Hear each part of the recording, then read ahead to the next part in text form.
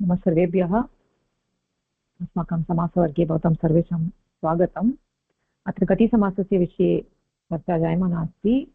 ऊर्यादि च्वी डाचश्च इति सूत्रेण ऊर्यादिगणे ये शब्दाः सन्ति स्वी प्रत्ययान्तशब्दानाम् अनन्तरं डाच् प्रत्ययान्तशब्दानां गतिसंज्ञा भवति। यदा एतेषां शब्दानां कृदन्तेन सह योगः भवति तदानीं समासः गतिसमासः इति वयं वदामः। तर्हि डाच् प्रत्ययान्तस्य विषये डाच् प्रत्ययस्य विधानम् अव्यक्तानुकरणात् द्वयच् अवरार्धात् अनितौ डाच् इति सूत्रेण डाच् प्रत्ययस्य विधानं भवति। लोके तत्र बहवः ध्वनयः सन्ति, येषां व्यक्तीकरणं वर्णेन व्यक्तीकरणं न शक्यते, तथापि तत्र भिन्नभिन्नभाषासु प्रयासः तु जायते। तर्हि तादृशशब्दः अव्यक्तानुकरणवाची इति वयं वदामः। अव्यक्तस्य अनुकरणम् इति वदामः। यथा पठत् इति जलबिन्दु पतनस्य ध्वनिः, एतादृशशब्दाः ये सन्ति अव्यक्तानुकरणवाची शब्दाः। एतेषु शब्देषु यदि अच्वर्णद्वयं वर्तते तर्हि तदानीं तेभ्यः डाच् प्रत्ययस्य विधानं भवति कृ भु अस् इत्येतैः योगे, इत्येतेषां योगे।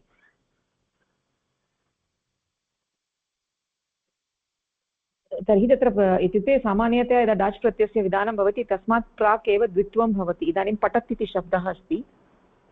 पठत् इति अव्यक्त अनुकरणवाची शब्दः। जलबिन्दोः पतनं यदस्ति तस्य अनुकरणं पठत् इति शब्देन क्रियते संस्कृतभाषायां।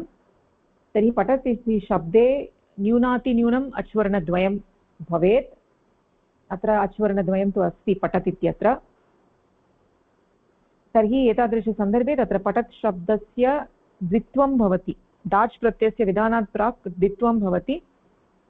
तर्हि पठत् पठत् इति भवति। तदनन्तरं तत्र डाच् प्रत्ययस्य विधानं भवति। तत्पश्चात् कृ भु अस् इत्येतेषां योगः इति धातोः योगः।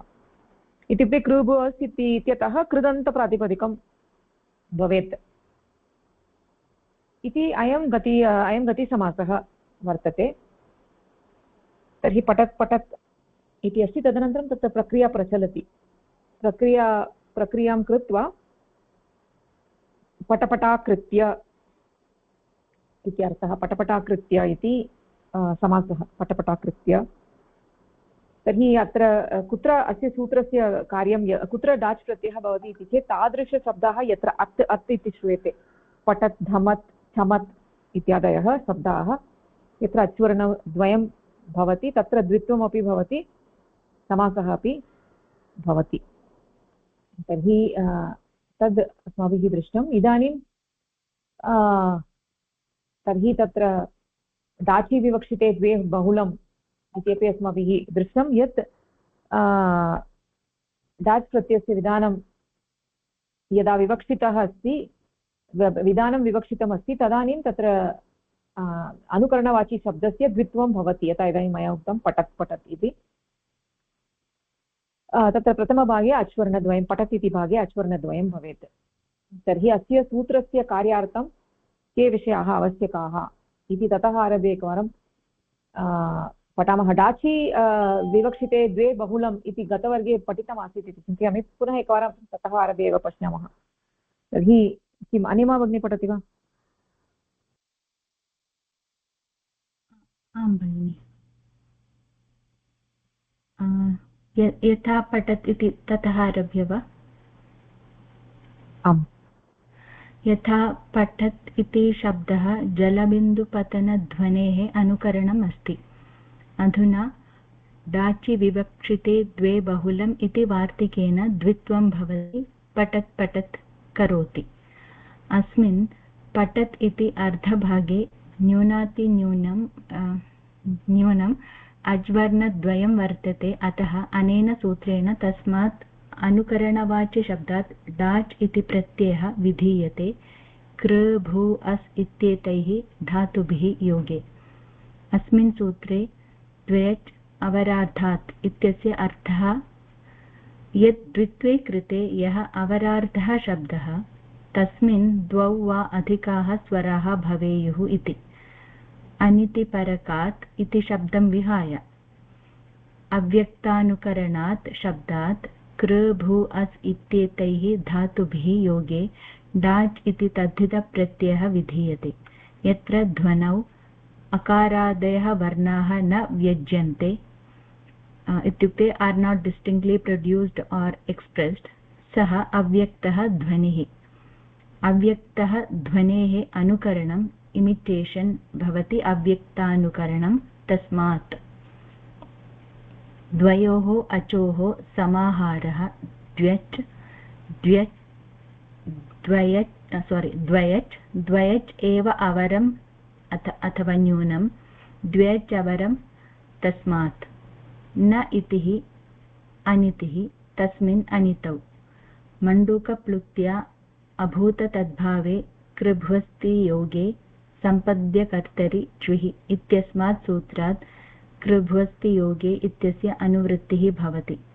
प्रत्ययः परश्च ज्ञाप्रातिपदिकात् तद्धिताः इत्येतेषाम् अधिकारः। अनुवृत्तिसहितसूत्रम् अव्यक्तानुकरणात् द्व्ययचवरार्थात् अनितौ ज्ञाप्रातिपदिकात् प्रत्ययः परश्च डाच् तद्धिताः कृभ्वस्ति योगे। इदानीम् अनुकरणं किं भवति इत्युक्ते अव्यक्तध्वनिः यदस्ति तस्य शब्देन वक्तव्यमस्ति।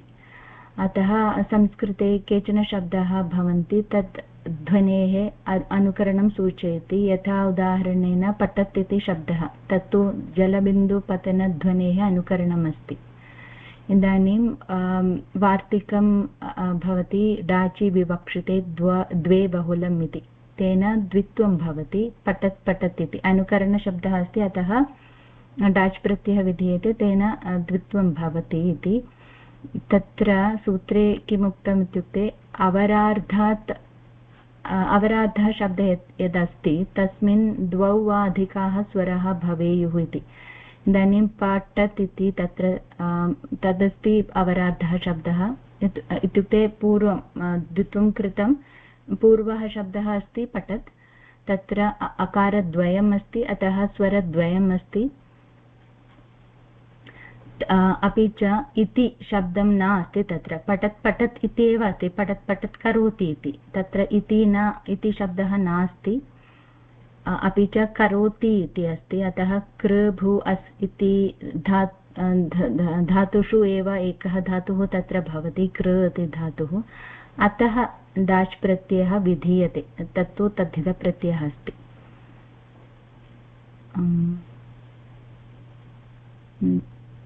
तदेव अस्ति किल? आमां, समीचीनं भगिनि, सम्यक् अस्ति, समीचीनं। तत्र द्वित्वं भवति, अपि च इति शब्दः परः न भवेत् इति अपि वक्तव्यं। सामान्यतया न पश्यामः, परन्तु इति शब्दः अपि परः न भवेत्। इति शब्दः अस्ति चेत् डाच् प्रत्ययस्य विधानं न भवति इति अत्र उक्तमस्ति।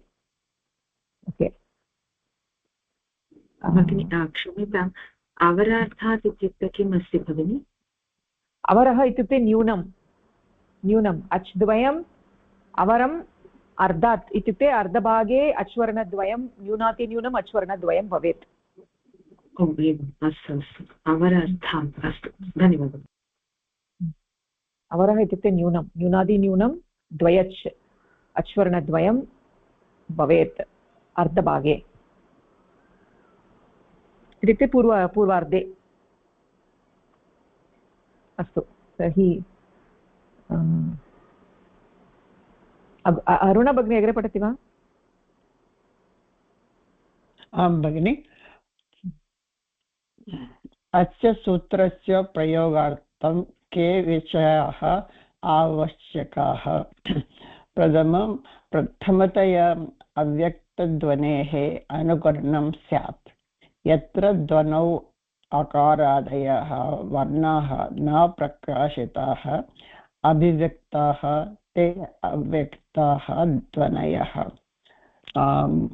तदनन्तरं यस्मात् शब्दात् डाच् इति प्रत्ययः विधीयते तस्मिन् शब्दे न्यूनातिन्यूनम् अज्वर्णद्वयं भवेत्, अर्थात् अनेकाच् स्यात्। अक्रू भू अस् इत्येतै धातुभिः योगः स्यात् इति शब्दः परः न स्यात् यथा पठत् इति करोति इति उच्यते चेत् अत्र वर्तमानसूत्रस्य प्रयोगः न भवति यतोहि अत्र इति शब्दः परः वर्तते अतः अव्यक्त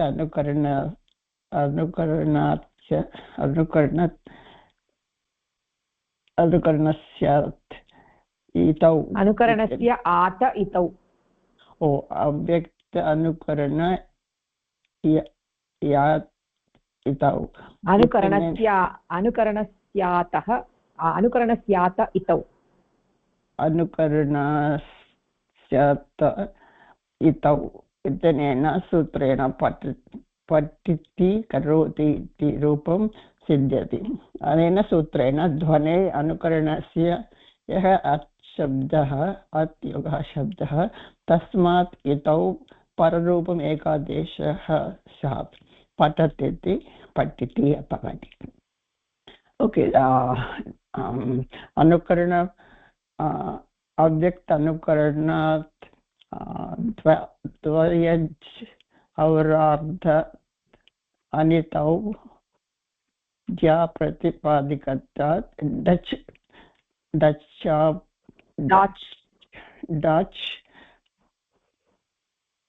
अप्रमत् डच्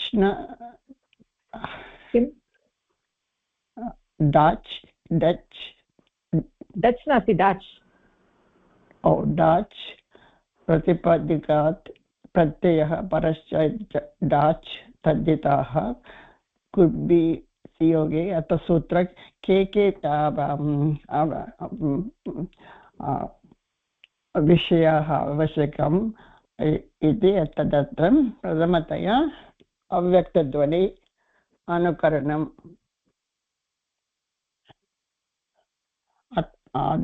सामान्यतया अव्यक्तध्वनि शब्दाः अकारादयः वर्णः न प्रकाशितः like पट् पट् एव वयं वदामः ततः अत्र अव्यक्ताः ध्वनयः इति नामं लभति यस्मात् शब्दात् डात् इति प्रत्ययः विधीयते तत् शब्देन तस्मिन् शब्दे न्यूनातिन्यूनं चुवर्णद्वयं भवेत् अत्र अनेकाच् अत्र भवति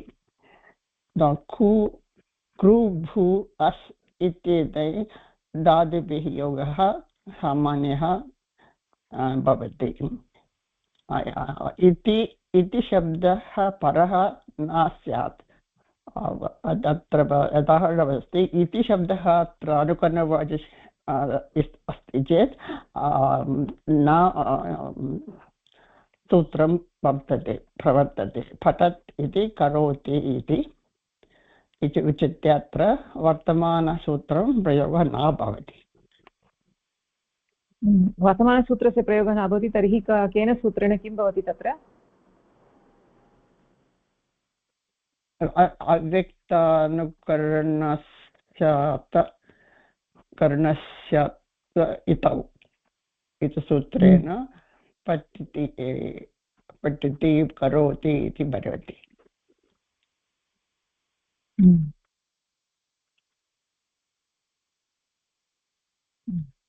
सामान्यतया न इत्युक्ते अव्यक्त अनुकरणवाची शब्दः यः अस्ति तस्य अन्ते अत् इति वर्तते खलु अत् इति पठत् इत्यत्र अत् अनन्तरं तस्य अनन्तरम् इति शब्दः वर्तते तर्हि पठत् योगः इति इत्यत्र पररूपादेशः एकः भवति अतः तत्र पठति इति रूपम् अत् अपि च इति अत् अपि इ अनयोः पूर्वपरयोः पररूपादेशः अतः पठिति इति रूपं लभ्यते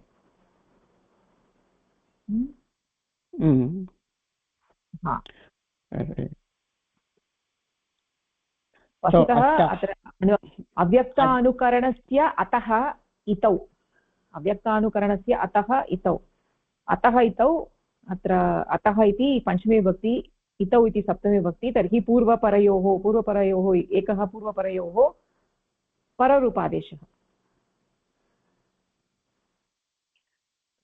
अस्ति इति सम्पूर्ण अंशस्य अपि च इ इति अंशः द्वयोः पूर्वपरयोः पठति इति भवति ओके अस्तु समीचीनं कोऽपि प्रश्नः केन सूत्रेण भवति तत्र पररूपादेशः अव्यक्तानुकरणस्य अतः इतौ इति सूत्रेण अनेन इति शब्दः परः वर्तते चेत् दाच् प्रत्ययः न विधीयते तावदेव अस्तु अपि च प्रथमवाक्ये यत्र ध्वनौ अकारादयः वर्णाः न प्रकाशिताः इति उक्तं पठत् इत्यस्मिन् अकारादिशब्दः ट उत्तरवर्ति अकारः अस्ति किल तत्र केवलम् एकः अकारः अस्ति अन्ये अकारादयः न सन्ति इत्युक्ते अन्ये वर्णाः स्वरादयः न सन्ति केवलं ह्रस्वाकारः अस्ति वर्णद्वयं भवेत् इति कृत्वा ह्रस्वाकारः अस्ति परन्तु अन्ये वर्णाः न सन्ति अच्वर्णाः न सन्ति इकारः उकारः इत्यादयः आकारः इत्यादयः तद् न भवेत् वा भवितव्यं यत्र ध्वनौ अकारादः न प्रकाशित अभ्यक्ताः न भवति अस्तु पठत् झमत् छमत् इत्यादयः शब्दाः तत्र कुत्रापि अन्ये अच्वर्णाः न सन्ति यानि उदाहरणानि वयं पश्यामः यत्र डाच् प्रत्ययस्य विधानं भवति तत्र धमत् धमत् छमत् घरटत् इत्यादयः शब्दाः ये सन्ति सर्वत्र केवलं ह्रस्वाकारः एव दृश्यति अन्ये आकारादयः न सन्ति अस्तु अपगतं धन्यवादः भगिनि नमस्कारः अत्र अनुकरणशब्दं केवलं यत्र अत् अन्ते अस्ति तेषामेव अत्र अस्मिन् सूत्रे तेषामेव ग्रहणमस्ति पटपट चट चट इति प्रयोगः इति तत्र आगच्छति तच् प्रत्ययस्य विधानानन्तरं पटपटा चटचटा इत्यादयः शब्दाः भवन्ति ओ एवं डच् प्रत्ययस्य विधानानन्तरम् एवं भवति यतोहि डच् प्रत्ययात् पूर्वं तत्र चटत् इति एव अस्ति चटत् इति शब्दः यदा द्वित्वं भवति अनन्तरं डाच् प्रत्ययस्य विधानं भवति कृ इति धातुः अपि भवति तदानीं तत्र प्रक्रिया भवति तद्धितप्रक्रिया तदनन्तरं तत्र चटचटा कृत्य चटचटा भवति पटपटा भवति इत्येवं पटपट इति शब्दं करोति एतादृश पटपट इति शब्दः तत्रापि अस्ति वा केवलं करोति इति अस्ति द्यु कृदस्ति योगे एव अस्ति डाच् प्रत्ययः खलु आमामां पटपटा करोति पटपटा इति करोति इति न शब्दं करोति पटपटा करोति तावदेव पटपटा इति करोति इति चेत् तत्र डाच् प्रत्ययस्य विधानं नास्ति तत्र नास्ति तर्हि तत्र भिन्नसूत्राणि सन्ति तत्र इति वदति चेत् तत्र यदि इदानीं यत् सूत्रम् उक्तं तदेव कार्यं करोति पररूपादेशः भवति पटपटा करोति इति न भवति तत्र पठिति करोति इति भवति तत्र द्वित्वमपि न भवति डाच् प्रत्ययस्य विधानस्य विवक्षा अस्ति चेदेव द्वित्वम् अतः पठत् इति करोति इति विवक्षा अस्ति चेत् पठिति करोति इत्येव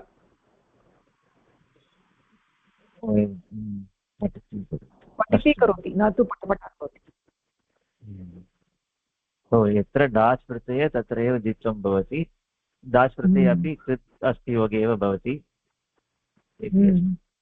धन्यवादः इति शब्दः अस्ति चेत् डाच् प्रत्ययस्य विधानं न भवति भगिनी स्पष्टीकरणार्थं पृच्छामि पठिति करोति इति अस्मिन् वाक्ये इति पठ उत्तरम् अस्ति अतः तस्य प्रयोग डाच् प्रत्ययः न विद्यते तत्र इति अस्ति न तत्र इति शब्दः अस्ति खलु पठत् इति शब्दस्य अनन्तरम् इति शब्दः अस्ति यदि अहं वदामि पठत् इति करोति इति अहं वदामि चेत् तत्र इति शब्दः वर्तते इति कृत्वा यद्यपि पठत् इति शब्दः अव्यक्त अनुकरणवाची शब्दः तत्र अच्वर्णद्वयम् अस्ति कृ धातोः योगः अपि अस्ति परन्तु इति शब्दः वर्तते इति कृत्वा तत्र डाच् प्रत्ययस्य विधानं न भवति। डाच् प्रत्ययस्य विधानं नास्ति इति कृत्वा द्वित्वमपि न भवति।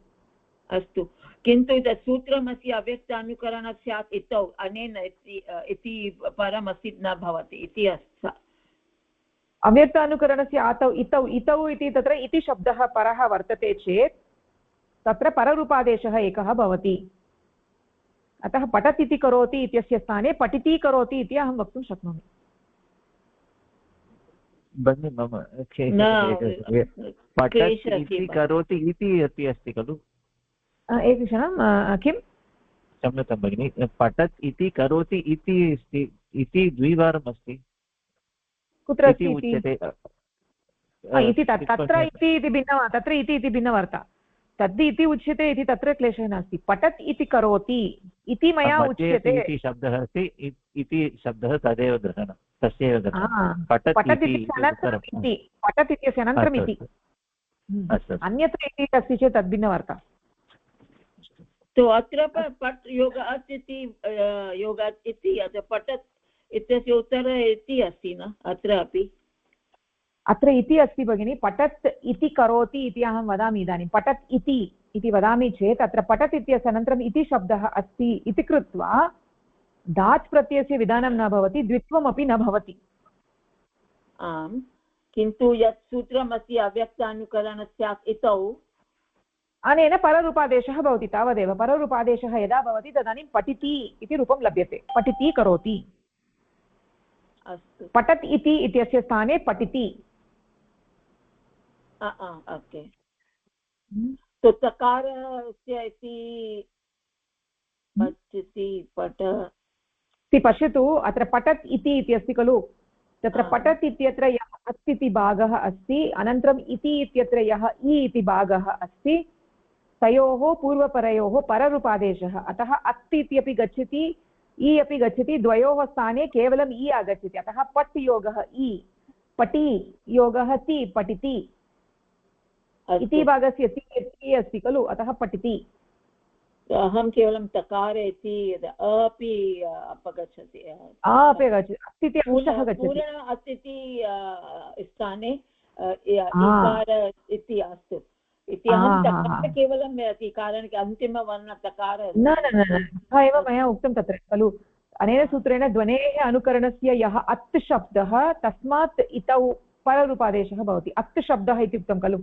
अस्तु, क्षम्यताम् इति अवगमनं क्लेशः। नास्ति चिन्ता, कोऽपि क्लेशः नास्ति। इदानीं भगिनी, पररूपादेशस्य कृते अपि द्वयच् आवश्यकं खलु? पररूपस्य आदेशस्य कृते द्वयच् आवश्यकम् इत्युक्ते तत्र अव्यक्तानुकरण आतः इतः इतौ इत्यत्र इत्यस्मिन् सूत्रे अत्र द्वयच् अवरार्धात् इति इत्यस्य अनुवृत्तिः अस्ति इति कुत्रापि न उक्तम्। अत्र वार्तिकम् अस्ति भगिनि। कुत्र अस्ति वार्तिकम्? अव्यक्तानुकरणस्यात् इतौ इति सूत्रे अनेकाचः इति वक्तव्यम्। कुत्र अस्ति वार्तिकम्? अष्टाध्यायी मध्ये अस्ति। अनेकाच् इति वक्तव्यम् इति अस्ति वा? अस्य प्रयोगः अनेकाच् शब्दानां विषये एव। ओके, वार्तिकम् अस्ति चेत् भवतु। अस्य सूत्रस्य सम्पूर्णविवरणं मया न दत्तं, तत् सम्पूर्णतया मया न पठितमपि। अत्र अनेकाचः इति वक्तव्यम् इति चेत् आं सत्यम्। अनेकाच् इत्युक्ते पूर्वस्मात् सूत्रात् अनुवृत्तिः नास्ति, अत्र वार्तिकरूपेण दत्तं। यतोहि द्वयच् अवरार्धात् इति अस्ति खलु, अतः वस्तुतः द्वयच् अवरार्धात् इति समस्तपदमस्ति इति कृत्वा अत्र द्वित्वं न भवति खलु। अतः अर्ध अवरार्ध अर्धः इति अत्र वक्तुं न शक्यते इति कृत्वा तस्य अनुवृत्तिः न कृता, अतः वार्तिकरूपेण उक्ता इति भाति। अस्तु, ओके, समीचीनम्। अत्र अनेकाच् भवेत्। ओके, अग्रे गच्छामः। इदानीं तत्र किं वंशी भगिनी पठितुमिच्छति वा? आं भगिनि पठामि। पठत् कृत्वा पठत् योगः डाच्, जलबिन्दूनां पतनस्य ध्वनिः पठत् इति, डाचि द्वे भवतः इति वक्तव्यम् इति वार्तिकात् डाचि परे पठत् इति शब्दस्य द्वित्वं भवति। डाच् प्रत्ययस्य विषये प्रत्ययविधानात् पूर्वमेव प्रकृतेः द्वित्वं भवति। द्वित्वं यदा भवति तदा परशब्दस्य तस्य परमाम्रेडितम् इति सूत्रेण द्वित्वे कृते द्विरुक्तस्य यत् द्वितीयं तस्य आम्रेडितम् इति संज्ञा भवति। यदा पठत् पठत् इति द्वित्वं जायते तदा द्वितीयं यत् पठत् इति शब्दः तस्य आम्रेडितम् इति संज्ञा जायते। यदा संज्ञकशब्दात् अवरार्थ अनितौ डाच् इत्यनेन सूत्रेण डाच् अवरार्तात् अनितौ डाच् इत्यनेन सूत्रेण डाच् इति प्रत्ययः विधीयते। तदा द्वित्वे विद्यमानस्य पूर्वशब्दस्य अन्तिमः वर्णः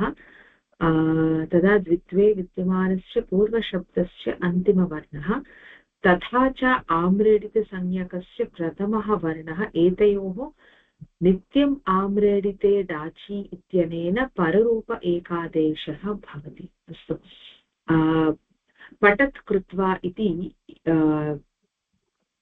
उदाहरणे तत्र पठत् पठत् इति द्वित्वं कथं भवति इति विवरणं दत्तमस्ति।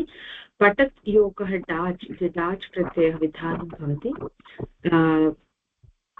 तत्र अव्यक्तानुकरणात् अव्यक्तवाचिनः शब्दः जलबिन्दूनां पतनस्य ध्वनेः अनुकरणमस्ति पठत् इति शब्दः। पठत् योगः डाच् इति भवति, तस्मात् डाचि द्वे भवतः इति वार्तिकेन डाचि परे पठत् इति शब्दस्य द्वित्वं भवति। अस्तु, कुत्रापि ध्वनिः अस्ति। अस्तु, डाचि प्रत्यये परे तत्र द्वित्वं पठत् इति शब्दस्य द्वित्वम् इत्युक्ते पठत् डाच् इति भवति। डाचि प्रत्यये परे पठत् इति शब्दस्य द्वित्वं भवति। अतः पठत् योगः डाच् इति भवति। डाच् प्रत्ययस्य विषये प्रत्ययविधानात् पूर्वं प्रकृतेः द्वित्वं भवति इत्युक्ते तत्र परन्तु डाचीते भवतः इत्यनेन डाच् परे पठत् इति शब्दस्य द्वित्वं भवति इति उक्तं। तस्मादनन्तरं डाच् प्रत्ययस्य विषये प्रत्ययविधानात् पूर्वे प्रकृतेः द्वित्वं भवति इति विपरीतमस्ति न किल भगिनि? यदि डाच् प्रत्ययस्य विधानं भवति तस्मात् पठत् इति शब्दस्य द्वित्वं भवति, परन्तु द्वितीयवाक्ये तु भिन्नरीत्या न तथा नास्ति। डाच् विवक्षा यदा अस्ति, डाच् प्रत्ययस्य विधानं भवति इति यदा विवक्षा अस्ति तदानीमेव द्वित्वं भवति। पठत् पठत् इति डाच् प्रत्ययस्य विधानं भवति। विवक्षा इति अस्तु अस्तु, तत् प्रत्ययस्य विधानात् पूर्वं यदा विवक्षा जायते तस्मात् एव पठत् योगः डाच् तस्मात् डाच् विधानं भवति इति अस्य शब्दस्य विवरणमस्ति, अत्र वाक्यस्य विवरणमस्ति। द्वित्वं यदा भवति तदा परशब्दस्य तस्य आम्रेडितम् इति तेन अस्तु। द्वित्वं यदा भवति तत्र द्वितीयशब्दः यदा यत् पठत् शब्दः अस्ति तस्य आम्रेडितम् इति संज्ञा भवति, तस्य परमाम्रेडितम् इति सूत्रेण। यदा पठत् पठत् इति द्वित्वं जायते तदा द्वितीयं यत् अस्तु तत्तु सम्यक्, द्वितीयपदस्य आम्रेडितम् इति संज्ञा भवति। यदा संज्ञकशब्दात् तत्र अनेन सूत्रेण अव्यक्तानुकरणात् द्वयज् अवरार्धात् अनितौ डाच् इत्यनेन डाच् विधानं यदा विधीयते, पठत् पठत् योगः डाच् विधानम् अनेन सूत्रेण भवति। तदा द्वित्वे विद्वानस्य पूर्वशब्दस्य अन्तिमवर्णः तदा च आम्रसंज्ञकस्य प्रथमवर्णयोः एकनिमिषं भगिनि, तत् स्पष्टता नास्ति। तदा द्वित्वे विद्यमानस्य पूर्वशब्दस्य अन्तिमवर्णः तदा च आम्रेडितसंज्ञकस्य प्रथमः वर्णः एतयोः नित्यम् आम्रेडिते डाचि इत्यनेन पररूपेकादेशः भवति। इत्युक्ते यदा पठत् पठत् इति शब्दः अस्ति पूर्वशब्दस्य अन्तिमवर्णः इत्युक्ते पठत् इत्यस्मिन् यः तकारः अन्तिमवर्णः अस्ति तस्मात् यदा आम्रेडितसंज्ञकः शब्दः अस्ति तत् द्वितीयपटस्य पठत् इति शब्दस्य आम्रेडितसंज्ञा अस्ति तस्य प्रथमवर्णस्य नित्यम् आम्रेडिते दाचि इत्यनेन पररूपैकादेशः भवति इत्युक्ते पठत् योगः डाच् इत्यस्मिन् अस्याम् अवस्थायां पट योगः त योगः पटपटत् इति भवति वा भगिनी तत्र? आमाम् अवश्यं पटपटत् इति एव भवति। पटपटत् योगः डाच् तर्हि डाच् इत्यस्य किं जायते तस्मात् तद् अग्रे उच्यते। अस्तु डाच् इत्यस्य का गतिः इति अग्रे उच्यते। इदानीम् एतावता पटपटत् योगः डाच् योगः कृ। अस्तु अस्तु पटपटत् योगः डाच् योगः कृ समीचीनम् अवगतम्। तावदेव किल भगिनि तस्मिन्? तावदेव इत्युक्ते यदा डाच् प्रत्ययस्य विवक्षा अस्ति तदानीमेव द्वित्वं भवति पठत् पठत् योगः डाच्। इदानीं तत्र द्वित्वं यदा जातं तदानीं द्वितीयः यः भागः पठत् इति भागः तस्य आम्रेडिते संज्ञा भवति आम्रेडितम् इति संज्ञा। तर्हि तदनन्तरं तत्र नित्यम् आम्रेडिते डाचि इति वार्तिकेन पररूपादेशः भवति। तर्हि पूर्वं पठत् इति शब्दस्य अन्तिमवर्णः तकारः अनन्तरम् उत्तरं यः शब्दः वर्तते पठत् इति शब्दः तत्र प्रथमवर्णः पकारः तकारपकारयोः पररूपादेशः पकारः अतः पटपटत् इति रूपं लभ्यते। पटपटत् योगः डाच् योगः कृत्वा इति। तर्हि इदानीं किञ्चित् अग्रे गच्छामः। तर्हि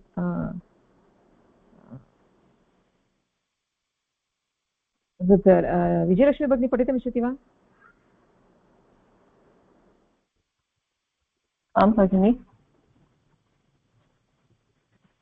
तस्य परमाम्रेडितम् अष्टमाध्यायस्य प्रथमपादस्य द्वितीयं सूत्रं द्विरुक्तस्य परं रूपम् आम्रेडितसंज्ञं स्यात् तस्य द्विरुक्तस्य यत् परं शब्दरूपं तद् आम्रेडितसंज्ञं भवति।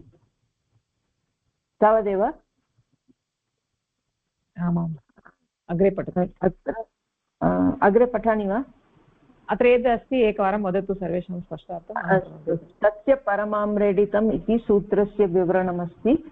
द्विरुक्तस्य परं रूपम् आम्रेडितसंज्ञं स्यात्। इदानीं पठत् पठत् इति द्विरुक्तः अस्ति तत्र द्वितीयः पठत् इत्यस्य आम्रेडितसंज्ञा भवति।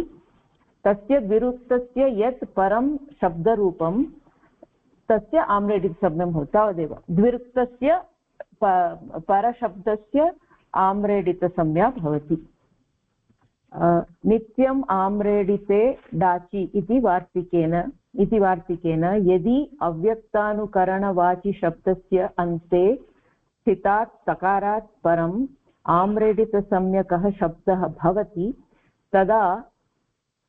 तथा च तस्मात् आम्रेडितसंज्ञकात् परं डाच् प्रत्ययः विधीयते तर्हि तस्य अव्यक्तानुकरणवाचिशब्दस्य अन्तिमवर्णः आम्रेडितसंज्ञकस्य आदिवर्णेन सह पररूपेणैकादेशं प्राप्नोति। यथा पठत् इति अव्यक्तानुकरणवाचिशब्दः वर्तते तस्य द्वित्वं भवति पठत् पठत् इति। तस्य परमाम्रेडितम् इत्यनेन द्वितीयस्य पठत् शब्दस्य आम्रेडितसंज्ञा जायते।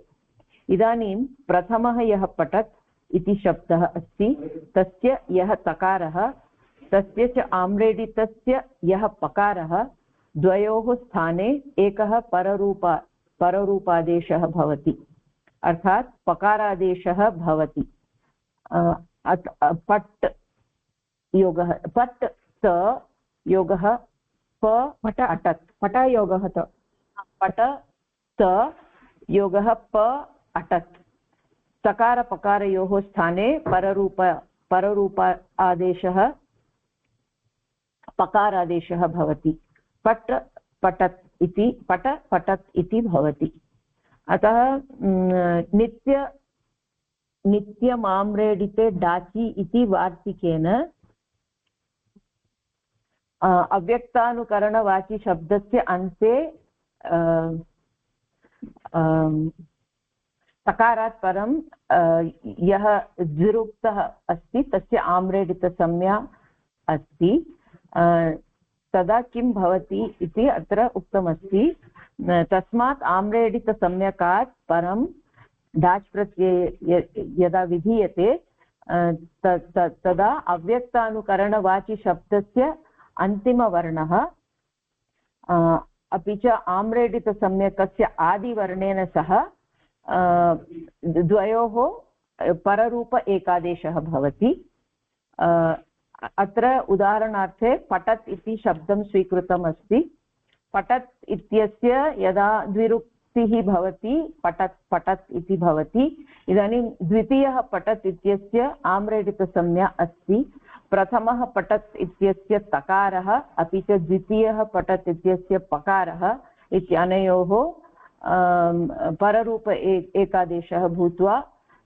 तकारपकारयोः पकारादेशः भवति तदा पठत् इति रूपं सिद्ध्यति पररूपेकादेशः सम्यक् सम्यक् समीचीनं धन्यवादः बहु सम्यक् धन्यवादः इदानीं तत्र किम् अनिमा भगिनी किञ्चित् अग्रे पठति वा आं भगिनि कुतः भगिनि क्षम्यताम् अहं यथा पठत् कृत्वा अस्तु यथा पठत्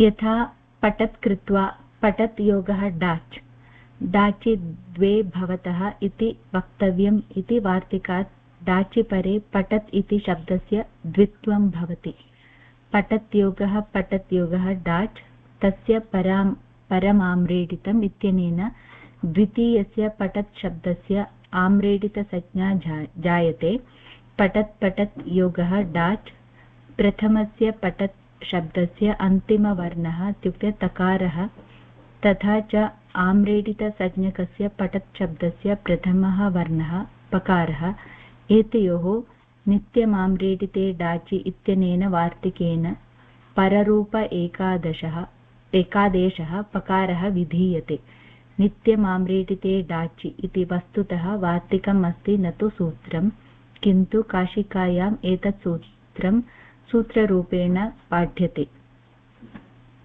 तत्र पठत् योगः पठत् कृत्वा इति वाक्यमस्ति तत्र पठत् योगः डाच् इति भवति तत्र डाचि द्वे भवतः इति वयं जानीमः अतः पठत् योगः डाच् इति भवति इदानीं तस्य परम् आम्रेटितम् इति भवति इत्युक्ते द्वितीयस्य शब्दस्य आम्रेटितसंज्ञा जायते प्रथमस्य शब्दस्य यः अन्तिमः वर्णः इत्युक्ते तकारः पठ इति अस्ति सो अतः अन्तिमवर्णः तकारः तस्य अपि च आम्रेटितसंज्ञकः यः अस्ति इत्युक्ते द्वितीयः पठत् शब्दः तस्य प्रथमवर्णः एतयोः पररूप एकादेशः भवति नित्यमाम्रेटिते डाचि इत्यनेन वार्तिकेन अतः तत्तु वार्तिकमस्ति न तु सूत्र इति दत्तं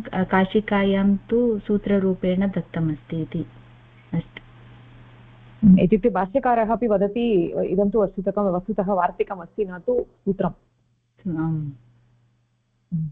परन्तु अष्टाध्यायी.com मध्ये सूत्ररूपेण एव अहं तत्र गत्वा पश्यन्ति अस्मि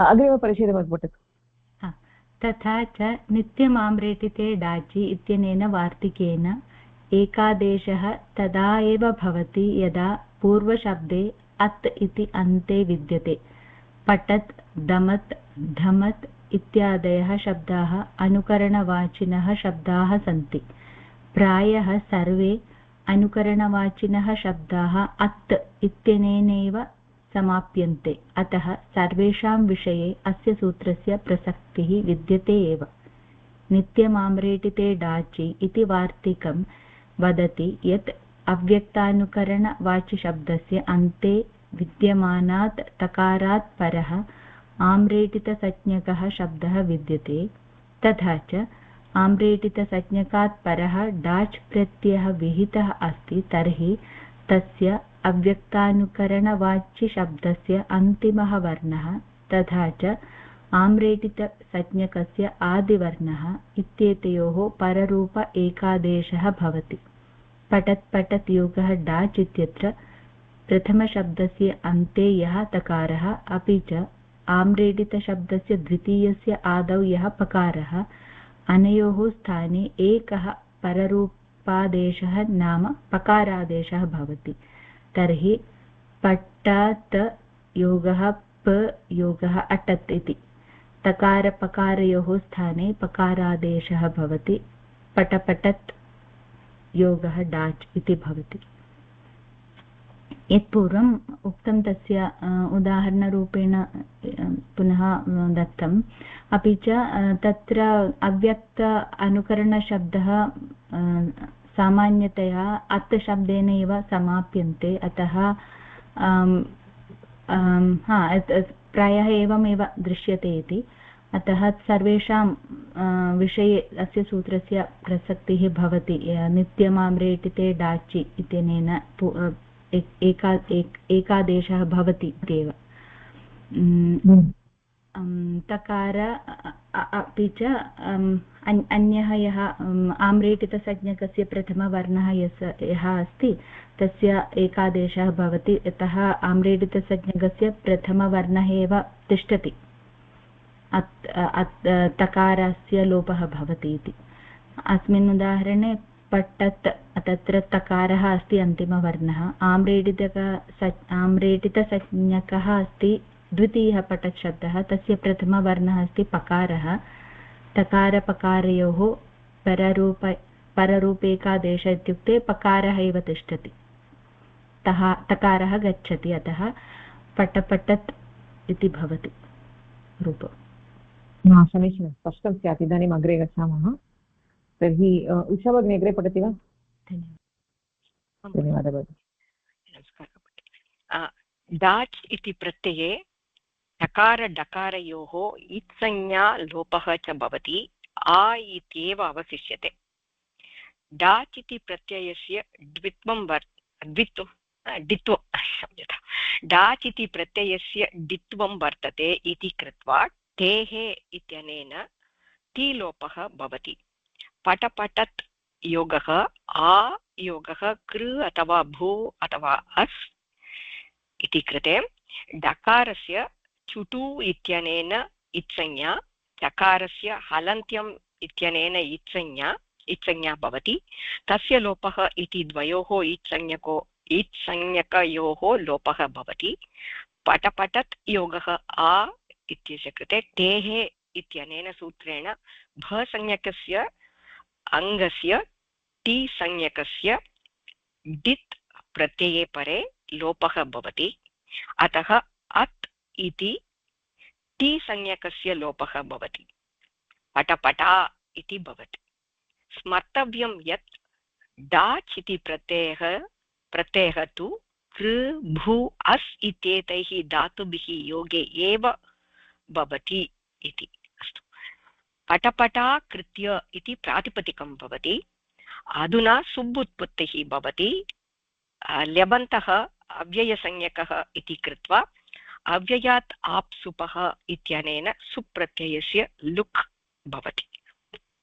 अस्तु भगिनि। पटपटत् योगः डाच् इति अस्ति। इदानीं डाच् इति प्रत्ययस्य कृते चकार अपि च डकारः इत्संज्ञा भवति इति वयं जानीमः। चुटु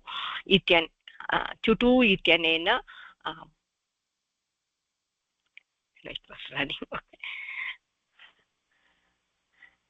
भगिनी पूर्वमेव खलु तत् उपरि गच्छामः वा? क्षम्यतां क्षम्यतां चुटु इत्यनेन ईत् संज्ञा भवति। डकारस्य चुटु टकारः टु टवर्गीयवर्ण अपि च चकारः हलन्त्यम् इत्यनेन इत्संज्ञा भवति तस्य लोपः इत्यनेन द्वयोः वर्णयोः अपि इत्संज्ञकवर्णाः अस्ति इत्यनेन पटपटत् योगः आ खलु पटपटत् योगः आ इति कृते टेः इति सूत्रेण भसंज्ञकस्य टेः इति परिचितं सूत्रमेव सूत्रेण भसंज्ञकस्य अङ्गस्य टी संज्ञकस्य टित् प्रत्यये डित् प्रत्यये परे लोपः भवति ओके पटपटत् योगः डाच् प्रत्ययात् आकारः अस्ति इत्यनेन टेः इति सूत्रस्य प्रसक्तिः भवति डित् संज्ञक प्रत्यये परे अस्ति चेत् टेः इत्यनेन भसंज्ञकस्य अङ्गस्य इत्यनेन पटपटत् योगः आ भसंज्ञकस्य अङ्गस्य टी संज्ञकस्य लोपः भवति टी संज्ञकस्य डित् प्रत्यये परे लोपः भवति अस्तु अतः अत् इति टी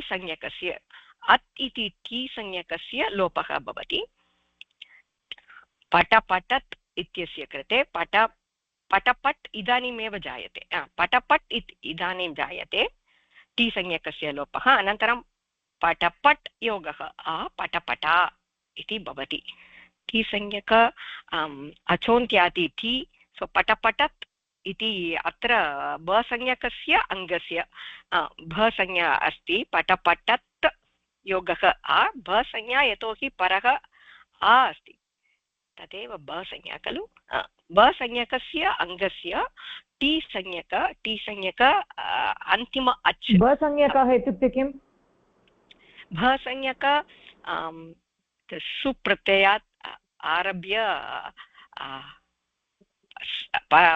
सर्वनाम न भवेत् अजादिप्रत्ययपरे प्रथमपञ्चप्रत्ययान् विहाय अजादिप्रत्ययः परः चेत् पूर्वस्य भसंज्ञा यचिबं यकारः अस्ति परन्तु अत्र अच् अस्ति खलु इति कृत्वा अत्र अच् इति उक्तम् सो पटपटत् इत्यस्य कृते टी संज्ञा अचोन्त्याति अन्तिम अच् भागः अत् इति भवति तस्य लोपः भवति पटपट् योगः आ इति अस्ति पटपटा इति भवति स्मर्तव्यं यत् डाच् इति प्रत्ययः तु कृ भु अस् इत्येतैः धातुभिः योगे एव भवति इत्यनेन अत्र पटपटा इति भवति पटपटा कृत्य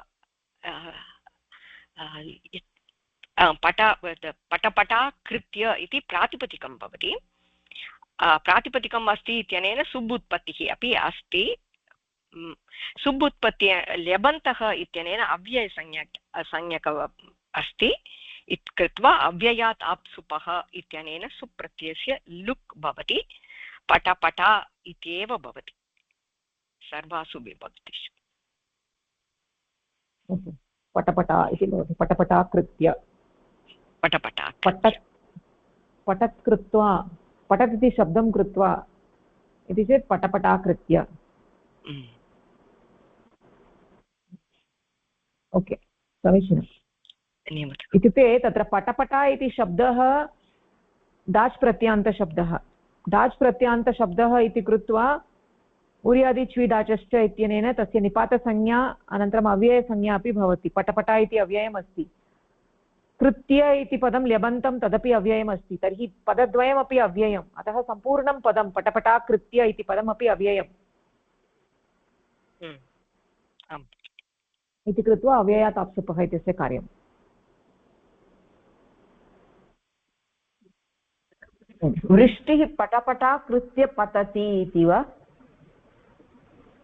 वृष्टिः पटपटा कृत्य इति पतति वदतु अपि न कोऽपि क्लेशः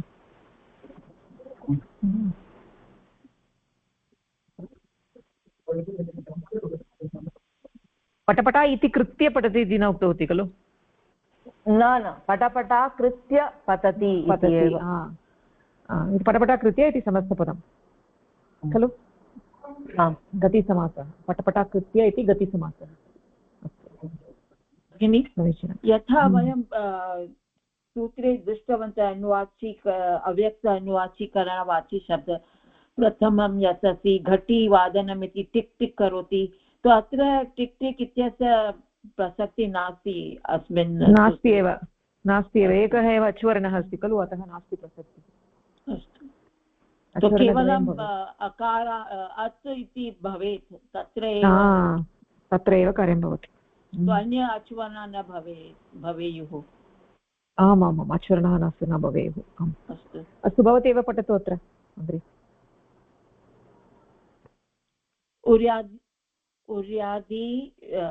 उर्यादि च्वी डाचश्च इति सूत्रं निपाताधिकारे अस्ति अतः डाचन्ता निपातसंज्ञकाः भवन्ति निपातसंज्ञका इति कृत्वा स्वरादि निपातम् अव्ययम् इत्यनेन सूत्रेण अव्ययसंज्ञका अपि भवन्ति तदितश्चात् सर्वविभक्ति इत्यनेन सूत्रेण यस्मात् सर्वाविभक्ति न उत्पद्यते सः तदितान्ता अव्ययं स्यात् एतेषां डाचन्ता शब्दानां क्रियायोगे उर्यादि च्वी डाचश्च इति सूत्रेण गतिसंज्ञा भवति डाचन्तस्य कृत् प्रातिपदिकेन सह गतिसमासः भवति कुक् गतिप्रादयः इति सूत्रेण अयं गतिसमासः नित्यसमासः भवति यदा गतिसमासः भवति तदा कित्वा प्रत्ययस्य स्थाने लबादेशः भवति येन पट्पटा कृयोग कित्वा पट्पटा कृयोग ल्यप् पट्पटा कृत्य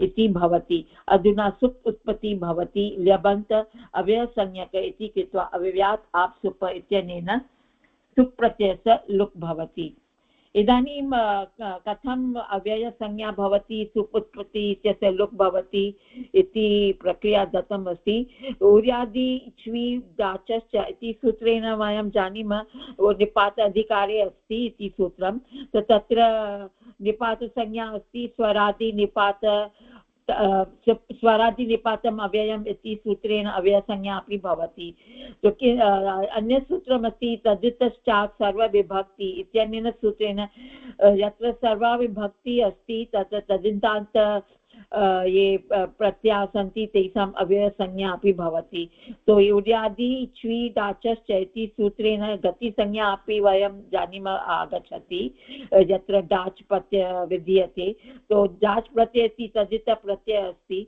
तो अत्र डाच् प्रत्ययेन इति अव्ययसंज्ञा अपि भवति स्वरादिनिपातम्यवेन निपातसंज्ञा अपि प्राप्तं कुगति प्रादय अनेन सूत्रेण गतिसमासः भवति तो डाच् प्रत्यय विधानं यदा भवति तदानीं अव्ययसंज्ञा आगच्छति निपातसंज्ञा आगच्छति अपि गतिसंज्ञा आगच्छति त्रिस्र संज्ञाः भवति तदनन्तरं कुगतिप्रादयनेन गतिसमासः भवति प्रातिपदिकं लभ्यते यदा प्रातिपदिकं लभ्यते तदानीं कृ भूधातुयोगे यदि कृ इति वयं स्वीकुर्मः तो तस्य योगे तान्तपदेन गतिसमासे इति सुपुत्पत्ति प्राक् प्रातिपदिकेन तान्तपदेन यदि योग भवति तदानीम् इति अस्ति तो अस्माकं प्रकृत उदाहरणम् अस्ति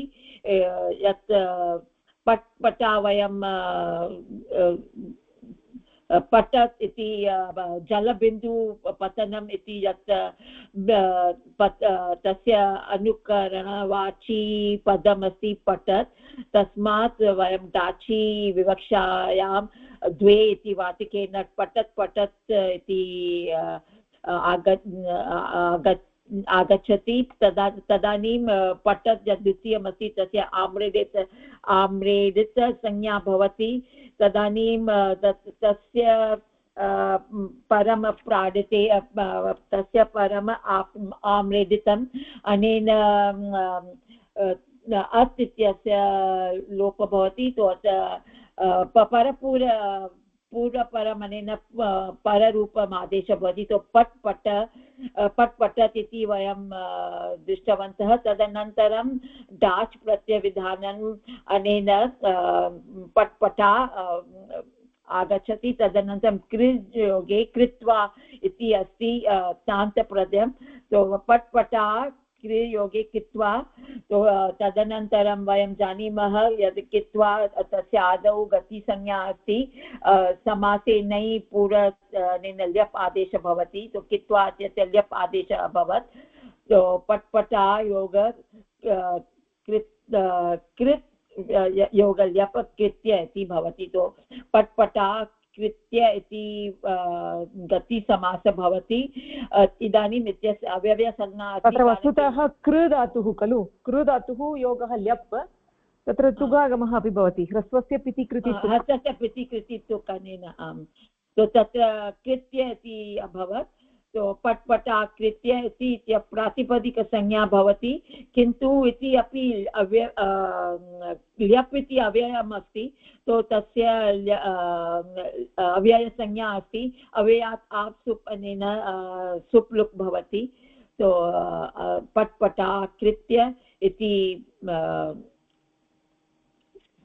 सुबन्धपदं भवति इदानीं प्रथमं प्रातिपदिकम् अस्ति तदनन्तरम् अव्यात् आप्सुपनेन तृति भवति सुगतिसमासः पट्पटा कृत्य इति भवति कुगति प्रादेय इति सूत्रेण समीचीनं समीचीनं धन्यवादः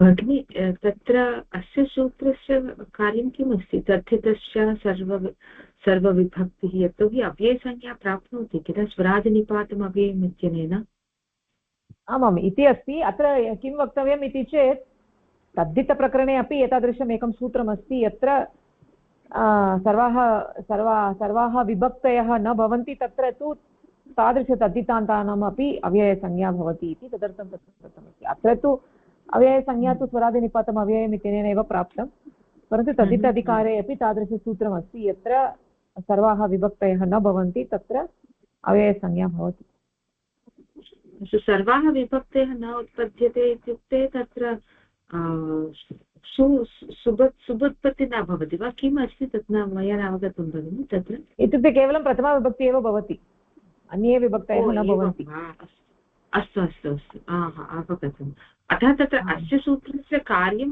यतोहि न आवश्यकः तत्र तु न आवश्यकं परन्तु स्वरादिनिपात अव्ययम् इत्यनेन अव्ययसंज्ञा प्राप्नोति परन्तु डाच् इति तद्धितप्रत्ययः अस्ति इति कारणात् तस्मिन् अधिकारे अस्ति इति कारणात् अपि अव्ययसंज्ञा प्राप्नोति इति एव वक्तव्यं वा इत्युक्ते अत्र पटपटा इति शब्दः डाच् प्रत्ययान्तशब्दः अत्र अव्ययसंज्ञकः अस्ति तस्य सर्वाः विभक्तयः न भवन्ति इति अव्ययसंज्ञा अस्ति तावदेव तत्र अत्र तु तदितस्य सर्वविभक्तिः इत्यस्य आवश्यकता नास्ति वस्तुतः एवमेव तत्र लिखितमस्ति तावदेव अस्तु अस्तु अतः तत्र पुनः किमर्थं लिखितम् इति मया न अस्तु भगिनि चिन्ता मास्तु यतोहि तत्र ततः यतः तत्र यत्र इत्यादयः शब्दाः सन्ति खलु तत्र ततः इत्यत्र तु ततः इति तत्र पञ्चमी विभक्ति अर्थः अस्ति ततः इत्यत्र परन्तु सर्वासु विभक्तिषु ततः इति एव शब्दः अतः ततः इति अव्ययपदम् अस्ति तत्र तदितश्च सर्वविभक्तिः इति सूत्रेण ततः इति अव्ययं यतः इति अव्ययं तत्र यत्र इत्यादयः शब्दाः अव्ययसंज्ञकाः भवन्ति अतः तत्र एकमेव रूपं सर्वासु विभक्तिषु एकमेव रूपम् अस्तु उत्तमं धन्यवादः ओके अवगतं चेत् अग्रे गच्छामः अवगतं भगिनि अस्तु तर्हि उमा भगिनी अग्रे गच्छामः वा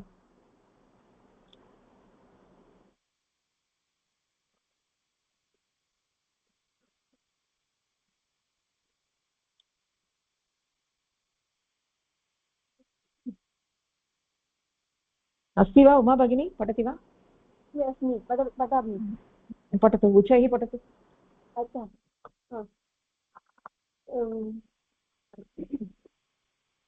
ज्ञाप्रत्ययान्तस्य कृदन्तेन सह न कारिक प्रकृतिसूत्रे इदं वार्तिकं पठितम्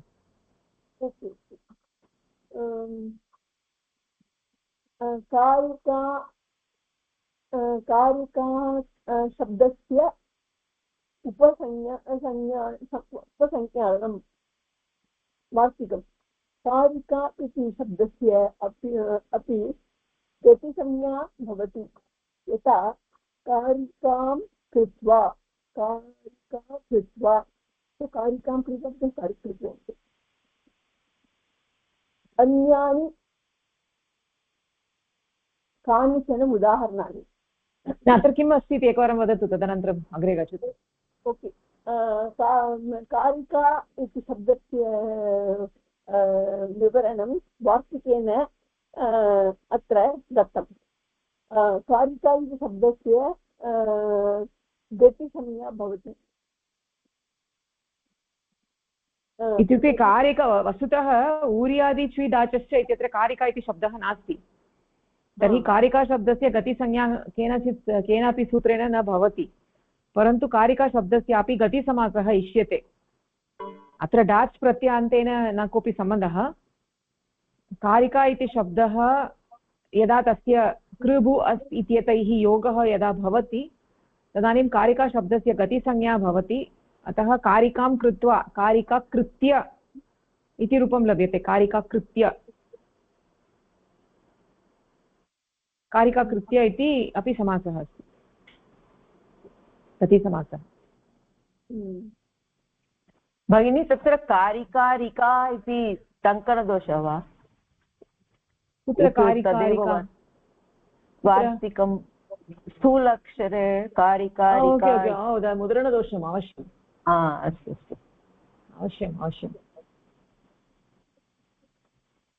कारिका कारिका इति नो इत्युक्ते किम् अस्ति इत्युक्ते विजयलक्ष्मी भगिनी अत्र वैकी मध्ये कदाचित् यदा टैप् करोमि कदाचित् यदा सेव् करोति तदानीं द्विवारम् आगच्छति किमर्थम् इति न जानामि पूर्वमपि एवम् आसीत् कदाचित् वाक्यम् एकमेव वाक्यं द्विवारम् आगतम् तत्र आम्रे संज्ञा करोति सा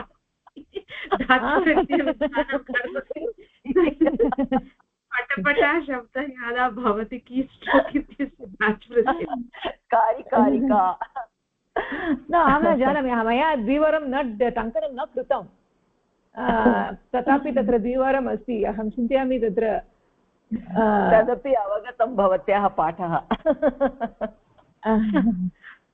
वस्तुतः इदं वार्तिकं तु पूर्वमेव अस्माभिः पठितम् अकारिकां कारिकां कृत्वा कारिका कृत्य तर्हि अस्मिन् सूत्रे अपि पुनः पठितं वा न इति न जाने अतः अहं त्यजामि तद् इदानीं मास्तु यतोहि पूर्वमेव पठितम् अत्र तु न स्यात् इदं वार्तिकं पूर्वं पठितमासीत् ओके इदानीम् अत्र डाश् प्रत्ययान्तस्य उदाहरणानि पश्यामः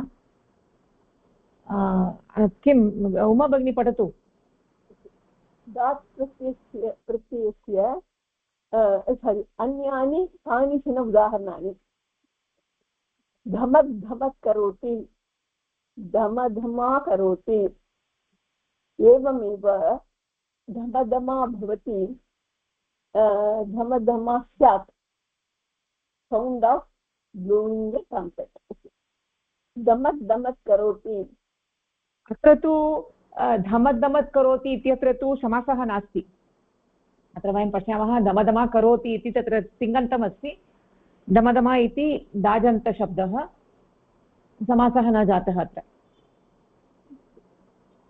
समासः नास्ति दमदमा करोति एवमेव दमदमा भवति दमदमा स्यात् footsteps on a carpeted floor or distant pounding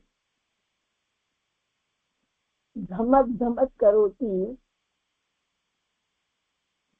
क्षमक्षमा करोति एवमेव क्षमक्षमा भवति क्षमक्षमा स्यात् crackling noise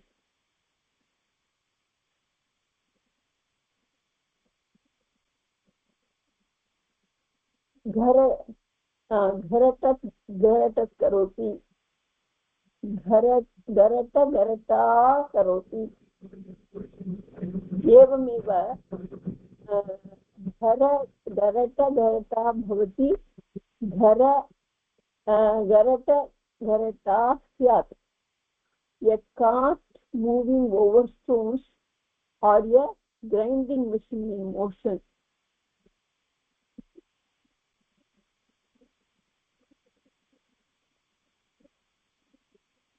so अत्र द्वित्वम् आगच्छति धम धम धम धमा दमदमा करोति भवति आदमदम स्यात् तदेव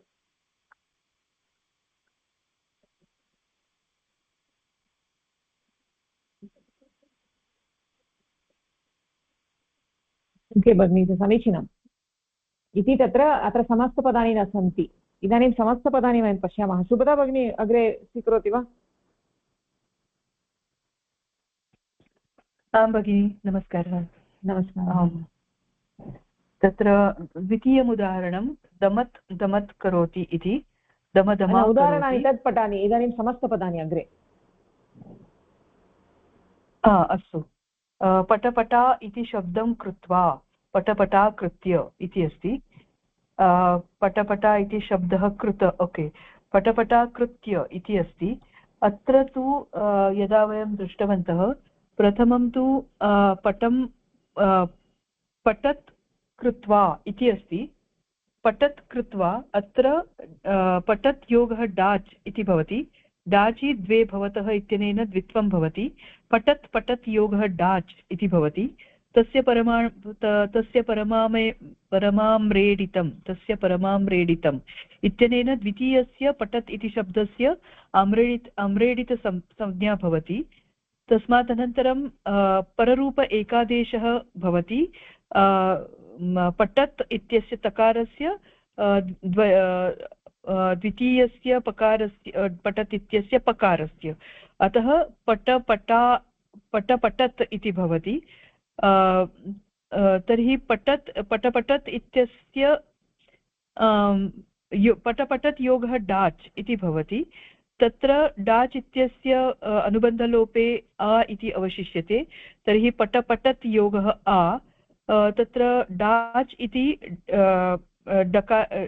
डित् अस्ति इति कृत्वा टेः इति सूत्रेण भसंज्ञकस्य अङ्गस्य टी संज्ञकस्य डित् प्रत्यये परे लोपः भवति इति कृत्वा पटपट् योगः आ इति भवति तर्हि पटपटा इति भवति पटपटा इति इदानीं प्रातिपदिकं तर्हि सुबुत्पत्ति भवति किन्तु अव्ययादाप्सुपः इत्यनेन तस्य लुक् भवति पटपटा इति इत्यस्य ऊर्यादि च्विडाचश्च इत्यनेन इति सूत्रम् इत्यनेन अव्ययसंज्ञा भवति अव्ययसंज्ञा अपि च गतिसंज्ञा अपि भवति एकनिमिषं भगिनि अस्तु क्षम्यताम् ऊर्यादि च्विडाचश्च इत्यनेन गतिसंज्ञा अपि भवति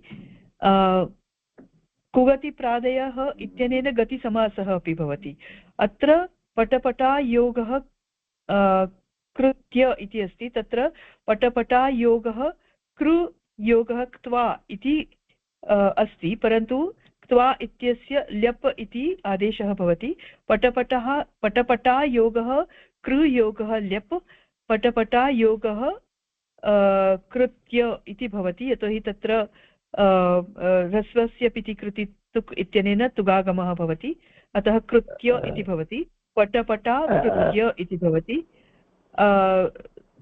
पटपटा कृत्य इति अपि अव्ययसंज्ञकः अस्ति तस्य अव्ययादाप्सुपः इत्यनेन सुबुत्पत्ति भवति किन्तु तस्य सुप् प्रत्ययस्य लुक् अपि भवति इति सर्वं कृत्वा पटपटा कृत्य इति उदाहरणम् अन्तिमं रूपं सिद्ध्यति गतिसमासः भवति आमाम् एवमेव पटपटाकृत खाट् कृत कृत्य इति अस्ति कृत इत्यत्र तु खाट् कृत्य इत्यत्र कथमस्ति खाट् कृत्य अत्र खाट् इति अस्ति तर्हि समानानि सोपानानि तर्हि खाट् कृत्वा खाट् योगः डाच् द्वित्वं परमां रेडितं संज्ञा तस्मात् अनन्तरम् एकक्षणं भगिनि एकक्षणं इति अत्र एतावता यद् भवती उक्तवती बहु समीचीनं। तर्हि अत्र काट् इति शब्दं कृत्वा इत्यत्र किं चिन्तनमस्ति अन्येषां? द्वित्वं न भवति खलु? उरादिगणीयसूत्र खाट् शब्दः भवति इत्युक्ते अत्र डाच् प्रत्ययः भवति वा न वा? न भवति, तत्र द्वयच् नास्ति खलु? इति अस्ति अत्र। अतः काट् इति उदाहरणं केवलं ट्रिक् क्वश्चन् अस्ति अत्र। काट् इति शब्दः न भवेत्। अस्तु अस्तु। तत्र अग्रिमसूत्रमस्ति, तत्र काट् इति शब्दः तत्र वयं स्वीकर्तुं शक्नुमः, काट् कृत्य इति अग्रिमसूत्रे। तर्हि अत्र नास्ति चिन्ता, समसमाकृत्य इति वक्तुं शक्नुमः, अथवा धमधमाकृत्य अथवा धमधमाकृत्य अथवा एवं रीत्या भवितुमर्हति अत्र समस्तपदानि। सत्यम्। अस्तु, बहु दिनानन्तरं वर्गे मम आगमनम् अभवत्। बहु समीचीनं, भवती सम्यक्तया उक्तवती, प्रक्रियां सम्यक्तया उक्तवती। तर्हि इदानीम् अग्रिमं सूत्रं स्वीकरोतु। अनुकरणं चानिति परं, चानिति परम्, अनुकरणं चानिति परं। प्रथमे अध्याये चतुर्थे पादे 62तमं सूत्रम्। अनुकरणं चानिति परम्, अनुकरणम् अनितिपरं क्रियायोगे गतिसंज्ञं भवति। यस्मात् परे इति शब्दः न वर्तते तस्मात् अनुकरणवाचिशब्दस्य क्रियायोगे गतिसंज्ञा भवति। यस्मात् परे इति शब्दः न वर्तते तस्मात् अनुकरणवाचिशब्दस्य क्रियायोगे गतिसंज्ञा भवति। अनुकरणवाचिशब्दात् इति शब्दः परं नास्ति, तादृशस्य अनुकरणवाचिशब्दस्य क्रियायोगे गतिसंज्ञा निपातसंज्ञा च भवति। भगिनी, एतावता यद् पठितं वाक्यत्रयम्, अनेन किम् अत्र किमर्थम् इदं सूत्रं रचितम् इति किमपि स्फुरति वा? अनुकरणम् अनितिपरं क्रियायोगे गतिसंज्ञं भवति। यस्मात् परे इति शब्दः न वर्तते तस्मात् अनुकरणवाचिशब्दस्य क्रियायोगे गतिसंज्ञा भवति। इत्युक्ते इतोपि गतिसंज्ञकसूत्राणि अत्र सन्ति। गतिसंज्ञकविधानार्थम् इतोपि सूत्राणि सन्ति। प्रथमं सूत्रं दृष्टं मूल्यादिच्वी डाचश्च इति। तर्हि डाचन्तशब्दानां गतिसंज्ञा भवति इति पूर्वमेव उक्तं। तर्हि अत्र किं नूतनम् अस्ति येन तत्र पृथक्तया सूत्रं कृतमस्ति गतिसंज्ञां कर्तुम्? अत्र इति शब्दः न वर्तते, तत्र डाच् इत्यस्मिन् तु इति शब्दः आसीत् खलु? तत्रापि इति शब्दः न भवेत्, अनितिपरौ एव तत्रापि खलु? नास्ति अस्मिन् सूत्रे। अत्र द्वयम् अच् नास्ति, अच्द्वयं नास्ति, अच्द्वयं भवेत् इति विवक्षा नास्ति इति कृत्वा द्वित्वमपि न भवति, डाच् प्रत्ययः अपि न भवति। अत्र तदर्थम् अत्र नूतनसंज्ञा। यदि तत्र अच्द्वयम् अस्ति तदानीं डाजन्तः भवति, तदानीं तत्र डाजन्तः इति कृत्वा गतिसंज्ञा भवेत्। अतः अत्र अच्द्वयं न भवेत्। यथा काट् कृत्य इत्यत्र एकः एव अच् अस्ति, काट् कृत्य। किन्तु अत्र अच्द्वयम् इत्यस्य कोऽपि उल्लेखः न भवति खलु? अश्ववर्णस्य उल्लेखः नास्ति, परन्तु यत्र अश्ववर्णद्वयम् अस्ति तर्हि पूर्वसूत्रेण ग्रहणं भवति। तर्हि अत्र ज्ञापनं भवति यत् अत्र अनेन सूत्रेण तु पूर्वस्य सूत्रस्य नियमनं वा किमपि भवेत्, नियमसूत्रम् इति भवेत्। नियमनम् इति न, पूर्वसूत्रम् अस्य अपवादसूत्रम् इति वक्तुं शक्नुमः खलु? अनुकरण अनितिपरं क्रियायोगे गतिसंज्ञं भवेत् इति सामान्यसूत्रम्। तर्हि यत्र अच्वर्णद्वयम् अस्ति तत्र डाच् प्रत्ययः भवति, तदानीं डाजन्तः इति कृत्वा तत्र गतिसंज्ञा। आम्, अस्तु। काट् इति अपि अनुकरणशब्दः वा? आमाम्, अस्तु।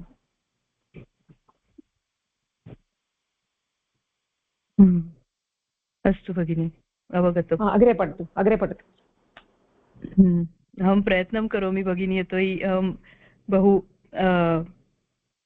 एतत् सर्वं नूतनं, सर्वेषां कृते नूतनम्, अतः नास्ति क्लेशः। पठतु। अस्तु अस्तु।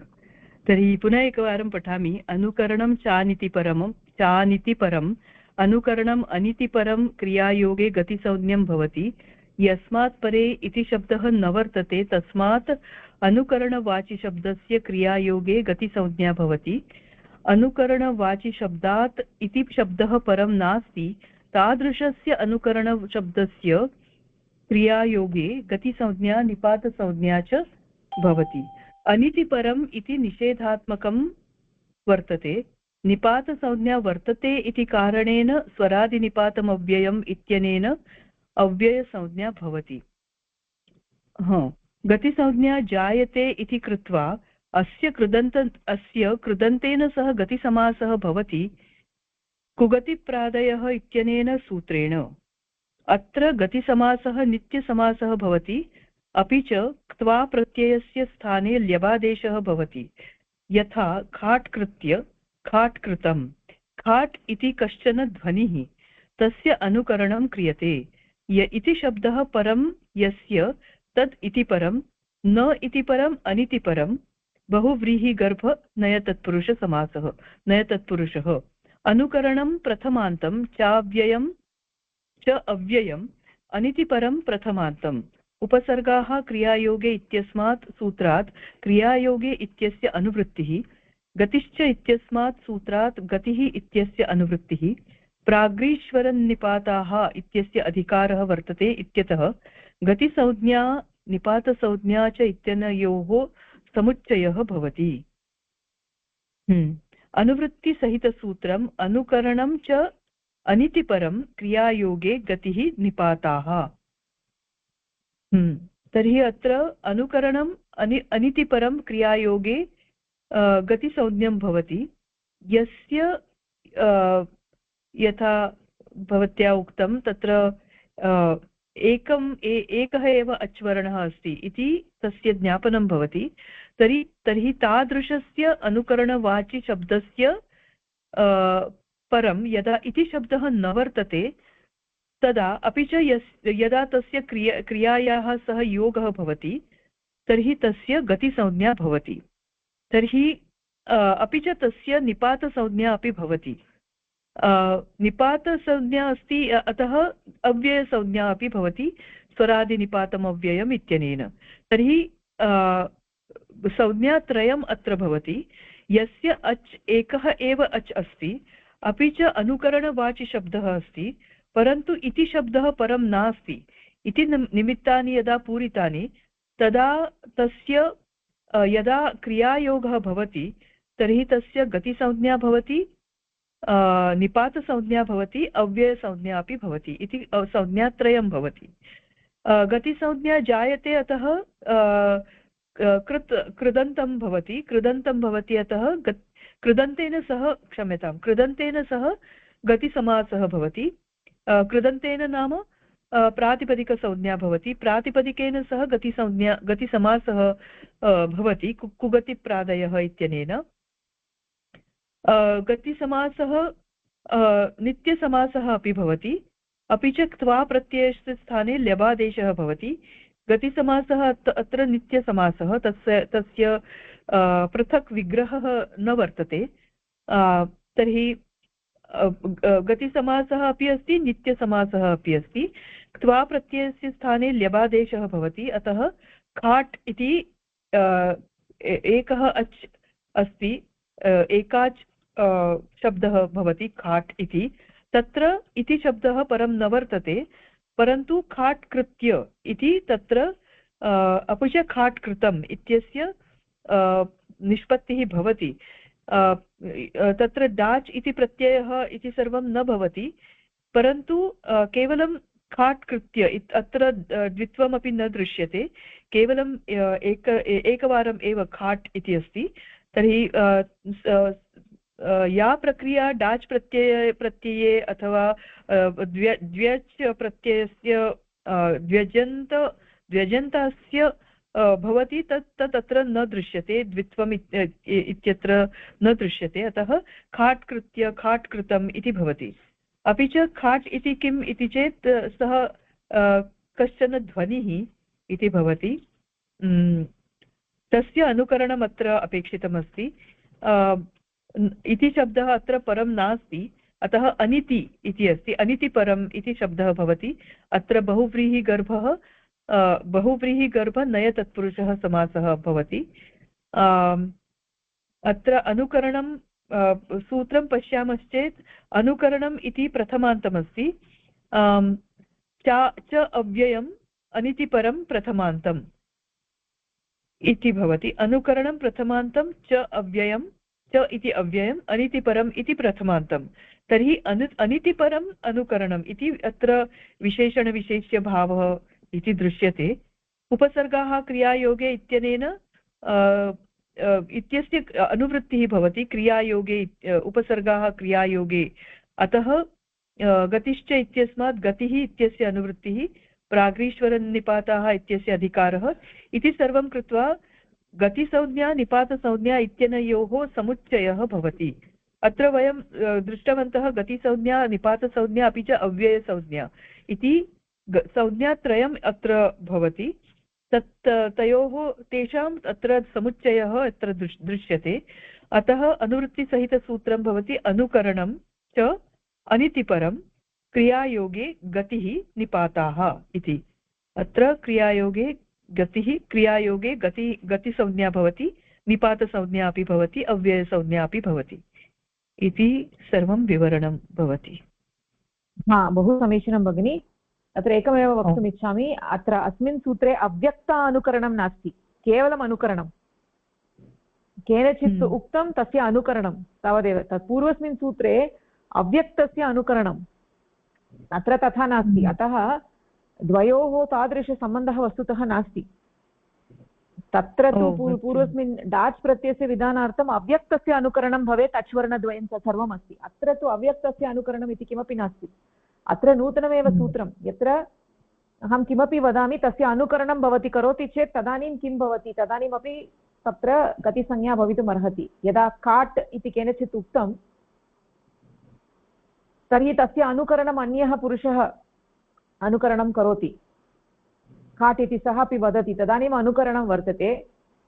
तर्हि अनुकरणम् अस्ति, अनन्तरम् अनितिपरमपि वर्तते। इति शब्दः परं नास्ति, क्रियायोगः वर्तते। तदानीं तादृश अनुकरणवाचिशब्दस्य गतिसंज्ञा भवति, निपातसंज्ञा, अव्ययसंज्ञा सर्वं भवति। भगिनी, अस्मिन् अपि क्रे भू अस्ति इति धातु केवलं भवेत्? आमां, सर्वत्र कृभु अस्येव। क्रियायोगे इति वदामः चेत् कृभु अस्येव अत्र सर्वत्रापि। अन्य धातुः नास्ति, कृभु इत्येव। अस्तु भगिनी, धन्यवादः। समीचीनं। तर्हि इदानीं किम् एकवारं वंशी भगिनी वदति वा सूत्रार्थः कः इति? नमस्कारः महोदय। एकः सन्देहः अस्ति। अत्र कथं कृ भू अस् इत्ययोः सम्बन्धः अस्मिन् सूत्रे अनुवृत्तिरूपेण नास्ति खलु? अस्मिन् सूत्रे अनुवृत्तिरूपेण नास्ति, परन्तु पूर्वं तत्र किम् अस्ति, पूर्वं सूत्रं किम्, ऊर्यादिच्वीत् आचश्च इत्यत्रापि क्रियायोगः इत्येव उक्तं खलु? तत्र डाच् प्रत्यय ऊर्यादि गणे पठितः शब्दः कृ किम् अन्यत् सूत्रम् अस्ति खलु पञ्चम अध्याये? तत्र श्वीप्रत्यान्तशब्दस्य कृभु अस्ति इति योगः वर्तते, कृभ्वस्ति योगः इति श्वीप्रत्यान्तशब्दस्य वर्तते। तर्हि श्वीप्रत्यान्तशब्दः तत्र उक्तः अस्ति इति कृत्वा डाच् प्रत्ययानामपि कृभु अस्ति इत्यस्य योगः, ऊर्यादिगणस्य शब्दानामपि कृभु अस्ति योगः साहचर्यात्। तर्हि तस्य अनन्तरम् अनितिपरौ इत्यत्र केवलं क्रियायोगः इति एव उक्तमस्ति। तर्हि क्रियायोगः इत्यनेन अत्रापि कृभु अस्ति इत्यस्य एव योगः। पृथक् सूत्रं नास्ति इत्युक्ते अत्र पञ्चमाध्याये किमपि सूत्रं नास्ति, यतोहि क्रियायोगः इति पूर्वस्मात् सूत्रात् एव आयाति। अस्तु, क्रियायोगः इति पूर्वस्मात् सूत्रात् आयाति अत्र। तर्हि अत्रापि उदाहरणानि वयं पश्यामः चेत् कृ धातुः अत्रापि यद्यपि क्रियायोगे इति सामान्यनिर्देशः वर्तते तथापि लोके प्रकृतसूत्रस्य प्रयोगः केवलं कृभु धातूनां योगे एव दृश्यते। अस्तु चित्तप्रयोगः एव दृश्यते। अन्यः सन्देहः इदानीं पाठ् इति शब्दः अनुकरण केवलम् अनुकरण तु अव्यक्तवाक्यशब्दः नास्ति। अनुकरणं यस्य कस्यापि शब्दस्य भवति। अग्नि इति शब्दस्य अनुकरणं कोऽपि करोति चेत् अग्निकृत्य इति भवति वा? एवम् आमां भवितुमर्हति अग्निकृत्य इति। ओ अग्निकृत्य इत्युक्ते शब्दं कृत्य अग्नि इति शब्दस्य अनुकरणं कश्चन करोति तादृशविवक्षा अस्ति। अग्नि करोति इति शब्दस्य अग्निकृत्य इति। आमाम् अस्तु अस्तु धन्यवादः।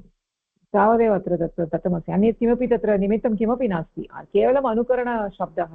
अनितिपरम् अस्ति चेत् गतिसंज्ञा भवति। तावदेव गतिसंज्ञा भवति चेत् गतिसमासः।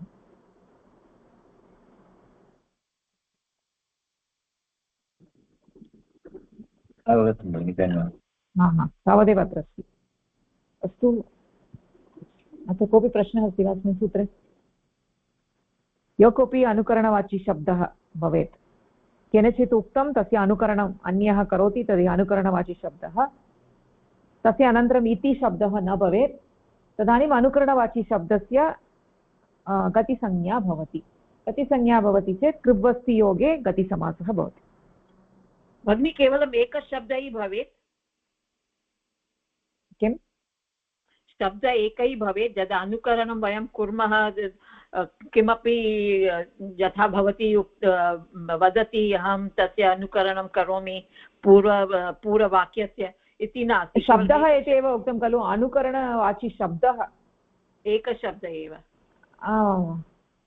अस्तु, आमाम् अनुकरणवाची शब्दः इति अत्र अस्ति। अनुकरणवाची शब्दानाम् इति नास्ति खलु। यथा मिमिक्री भवति, मिमिक्री वयं वदामः इति अनुकरणम् अस्ति, मिमिक्री अपि तत् नास्ति। तद् नास्ति मिमिक्री इत्युक्ते सम्पूर्णवाक्यस्य अनुकरणम् इति नास्ति।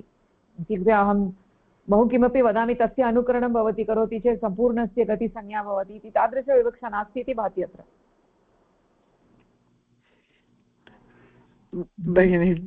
भगिनी एकः प्रश्नः, अनितिपरम् इति वदनेन किं वदति? इति शब्दः परं न भवेत्। इति परं शब्दः न भवेत्। भवती अन्ते एव आगतवती, अतः ध्वनिमुद्रणं शृणोतु एकवारं, तदानीमेव अवगमनं भवति। अस्तु, अन्ते 5 निमिषात् पूर्वं भवती आगतवती, अतः अवगमनं कदाचित् न भवति। ध्वनिमुद्रणं शृणोतु। अस्तु, तर्हि अत्र स्थगनं कुर्मः वा? एकः प्रश्नः तत्र एतावन्तं पर्यन्तम् ऊर्यादिगणे ये शब्दाः सन्ति तेषां गतिसंज्ञा अस्ति। च्वी अन्तशब्दाः तेषां गतिसंज्ञा, डाजन्ताः गतिसंज्ञा प्राप्नोति। बहूनि सूत्राणि सन्ति, अग्रे तेषामपि गतिसंज्ञा अपि भवति वा भगिनि? तेषामेव गतिसंज्ञा भवति वा? न, अग्रे इतोपि सूत्राणि मया दत्तानि, तत्र सर्वत्र गतिसंज्ञा भवति। एकैकं सूत्रं वयं पश्यामः। इत्युक्ते गतिसंज्ञा, गतिसमासः कुत्र कुत्र भवति इति अस्माभिः अवगन्तव्यं खलु। समग्रतया गतिसंज्ञा कुत्र कुत्र, गतिसंज्ञा यत्र कुत्रापि भवति सर्वत्र गतिसमासः भवति। सत्यं सत्यम्। अतः तत्र मया किम् उक्तं, 19 सूत्राणि सन्ति इति उक्तं खलु पूर्वं। तत्र सर्वत्र गतिसंज्ञा भवति, अतः प्रत्येकम् एकं स्वीकृत्य एकवारं दृष्ट्वा अग्रे गच्छामः। परन्तु अत्र सर्वत्र वयं पश्यामः चेत् गतिसमासस्य प्रमुखेण उदाहरणानि कुत्र भवति इति चेत् कुत्र भवन्ति इति चेत् तत्र च्वी-प्रत्ययान्तशब्दः एव प्रायेण वयं पश्यामः। सत्यं, च्वी-प्रत्ययान्तशब्दस्य बहुत्र प्रधानतया वयं पश्यामः। अन्येषां तत्र तत्र कुत्रचित् वयं द्रष्टुं शक्नुमः। यथा अलं करोति, अलं कृत्य इति शब्दः कदाचित् पश्यामः। समीचीनम् इति एतादृशं वयं द्रष्टुं शक्नुमः। एतत्तु एन्सैक्लोपीडिया एव अस्ति भगिनि अस्माकं कृते। कदापि तत्र संशयः जायते, अत्र आगत्य पश्यामः। उत्तमम् अस्ति, धन्यवादः। अहं न जानामि एन्सैक्लोपीडिया अस्ति वा न इति न जानामि सत्यं भगिनी न बहुवारं तत्र क्लेशः जातः कस्मिन्नपि समासे भवत्याः करपत्राणि एव तत्र रक्षितानि ओके धन्यवादः भगिनी अस्तु तर्हि अत्र एव स्थगनं कुर्मः धन्यवादः नमस्कारः धन्यवादः भगिनी नमस्ते धन्यवादः नमस्कारः धन्यवादः नमस्कारः नमस्कारः